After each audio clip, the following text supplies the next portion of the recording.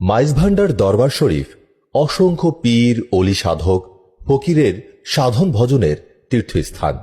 মাইজভান্ডার দরবার শরীফে যে কজন মহাপুরুষ জন্মগ্রহণ করেছেন তার মধ্যে শাহিন শাহ জিয়াউল হক মাইজভান্ডারী রহমতুল্লাহ আলাইহি অন্যতম।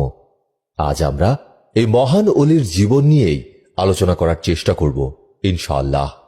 তাই আশা রাখব এই মহান অলির জীবন সম্পর্কে জানতে চাইলে আপনারা শেষ পর্যন্ত আমাদের সাথেই থাকবেন।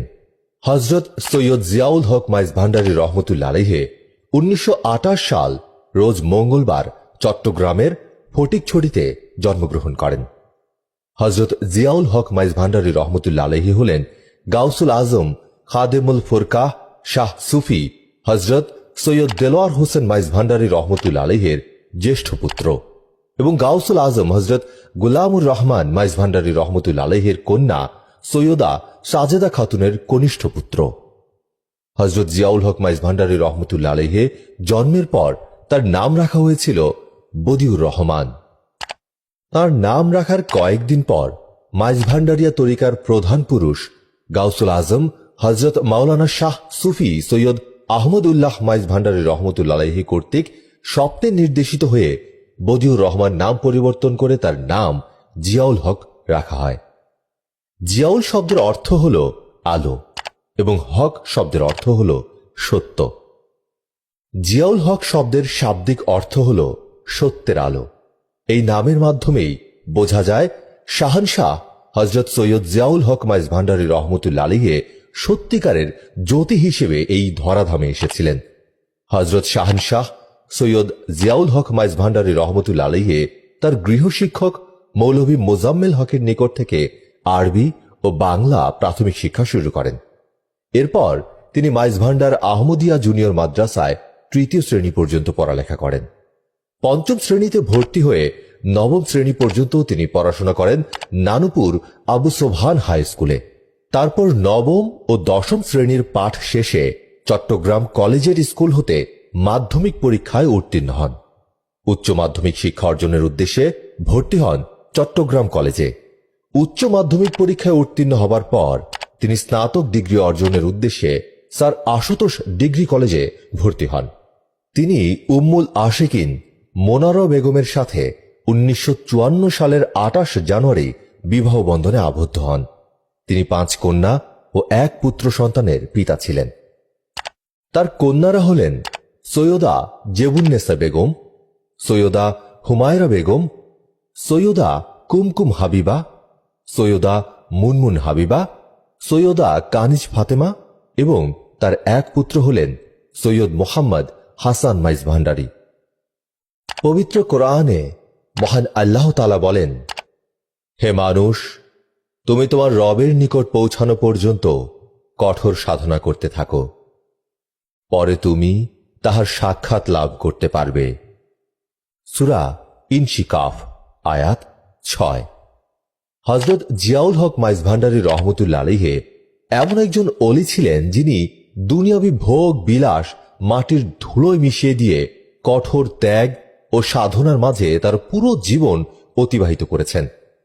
মনীষীরা বলেছেন, এমন জীবন হবে করিতে গঠন, মরিলে হাসিবে তুমি, কাঁদিবে ভুবন। শাহানশাহ হযরত সৈয়দ জিয়াউল হক মাইজভান্ডারী রহমতুল্লাহ আলাইহি কঠোর সাধনার মাধ্যমে ফানাফিল্লাহ ও বাকাবিল্লার স্তরে পৌঁছেছিলেন।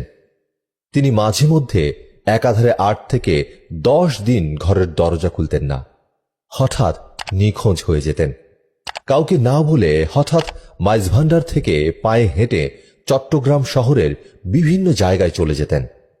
পৌষ মাঘের কনকনে শীতের মধ্যে তার নিজ বাড়ির কাছে অবস্থিত পুকুরে দিনের পর দিন ডুবে থাকতেন। সর্বদা আল্লাহ রাব্বুল আলামিনকে খুঁজে বেড়াতেন। 1954 সাল থেকে তার মৃত্যু পর্যন্ত তিনি কখনো একটানা রাতে ঘুমিয়ে কাটাননি। সারা রাত তিনি ইবাদত করে কাটাতেন এবং তিনি সকালের দিকে বিশ্রাম নিতেন। হযরত জিয়াউল হক মাইজভান্ডারী রহমতুল্লাহ আলাইহি একসাথে অনেক অনেক টাকা পুড়িয়ে ফেলতেন। তিনি বলতেন, সব টাকা ভালো হয় না, তাই এগুলোকে পুড়তে হয়। সাধনার চূড়ান্ত পর্যায় শেষে তিনি প্রায়ই বলতেন, আমার তরিকা 2 পয়সার নয়, বরং তার চেয়ে কোটি কোটি গুণ বড়। এই ঘটনা থেকেও বোঝা যায় দুনিয়ার কোনো মোহমায়া, লোভ তাকে কোনোভাবেই গ্রাস করতে পারেনি। তিনি আল্লাহকে পেতে সব ত্যাগ করেছিলেন। শাহানশাহ হযরত সৈয়দ জিয়াউল হক মাইজ ভান্ডারী রহমতুল্লাহ আলাইহের বাণী ছিল, হালাল খাও, নামাজ পড়ো, আল্লাহ আল্লাহ জিকির করো, সব সমস্যা মিটে যাবে। ইবাদত কবুলের পূর্ব শর্ত হল হালাল রুজি খাওয়া। হালাল রুজি না খেলে আমল ইবাদত কবুল হয় না। এছাড়া আত্মার পবিত্রতা অর্জনের ক্ষেত্রে হালাল রুজি খাওয়া অত্যন্ত জরুরি। কোরআনেও হালাল খাবারের প্রতি গুরুত্ব আরোপ করা হয়েছে, তাই তিনি সর্বদাই হালালের উপর অবিচল থেকেছেন এবং তার ভক্ত আশেকান ও মুরিদগণকেও হালাল রুজি খাওয়ার তাগিদ দিয়েছেন। শাহানশাহ হযরত সৈয়দ জিয়াউল হক মাইজ ভান্ডারী রহমতুল্লাহ আলাইহি নামাজ পড়া ও আল্লাহর জিকির করার জন্য তাগিদ দিতেন সবাইকে। তার কাছে কেউ সুস্থতার জন্য দোয়া চাইতে গেলে বলতেন, নামাজ পড়েন, সব ঠিক হয়ে যাবে। আবার কেউ যদি তার কাছে হৃদরোগের সুস্থতার জন্য দোয়া চাইতেন, তিনি সূরা ইয়াসিন তেলাওয়াতের নির্দেশ দিতেন। হযরত জিয়াউল হক মাইজ ভান্ডারী রহমতুল্লাহ আলাইহির চরিত্রের অন্যতম প্রধান বৈশিষ্ট্য ছিল রাসূল পাক সাল্লাল্লাহু আলাইহি ওয়াসাল্লামের আদর্শকে যথাযথভাবে অনুসরণ করা।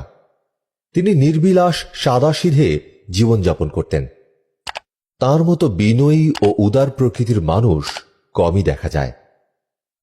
পার্থিব জীবনের চেয়ে পরকালীন জীবনকে অধিক গুরুত্ব প্রদান করেছেন তিনি।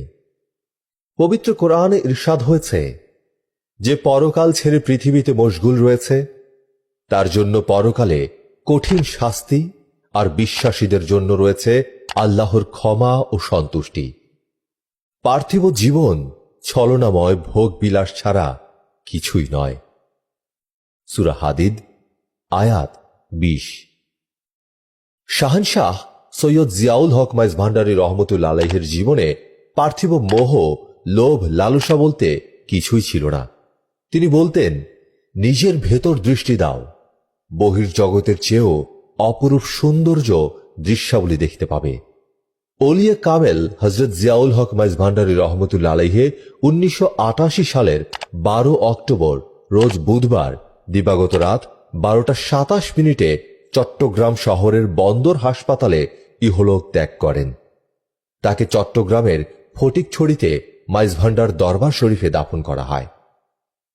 তাই আমরা কবি নজরুলের ভাষায় বলতে পারি, আমি চিরতরে দূরে চলে যাব, তবু আমারে দেব না ভুলিতে। প্রতি বছর 26শে আশ্বিন হযরত জিয়াউল হক রহমতুল্লাহ আলাইহির বার্ষিক ওরস শরীফ মাইজ ভান্ডার দরবার শরীফে অনুষ্ঠিত হয় এবং প্রতি বাংলা মাসের 10 পৌষ পবিত্র খোশরোজ শরীফ উদযাপিত হয়। হযরত জিয়াউল হক মাইজ ভান্ডারী রহমতুল্লাহ আলাইহি তার পুরো জীবনে আল্লাহর প্রেমে মশগুল ছিলেন। তাই আল্লাহ তাআলা আমাদের যেন একাগ্র চিত্তে এই মহান ওলির মতো আল্লাহর সাধনা করার তৌফিক দান করেন। আমিন।